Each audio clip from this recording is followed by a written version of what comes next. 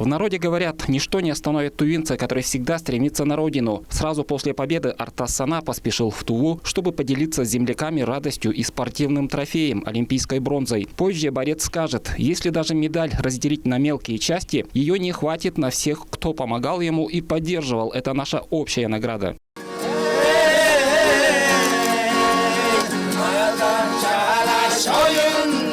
Жители встретили героя-земляка под оркестровую музыку. В тот же день призера Олимпиады, борца вольного стиля, принял глава Тувы. Владислав Хавалык поздравил Артаса Сана с победой и от имени жителей республики вручил ему сертификат на земельный участок, на котором к сегодняшнему дню строители возвели большой кирпичный особняк с готовыми стенами и крышей. Планирую вот на втором этаже, там где гараж, там даже маленький борцовский зал, ну, с детьми там.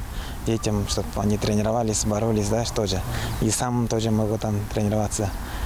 И, конечно, такой подарок я не знаю даже. В истории я не помню даже такой щедрый подарок, кому там подарили.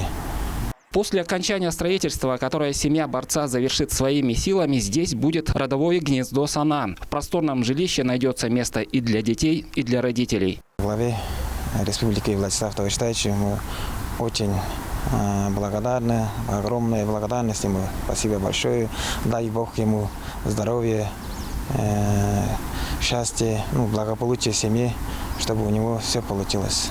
Борец также выразил безмерную благодарность землякам, жителям родной Тувы за щедрый подарок и постоянную поддержку. Строиться дальше будем в меру сил и возможностей, добавил Артас Сана. Мадыр Сандан, Владимир Сюртук, Айдана Сенденма, Тува 24.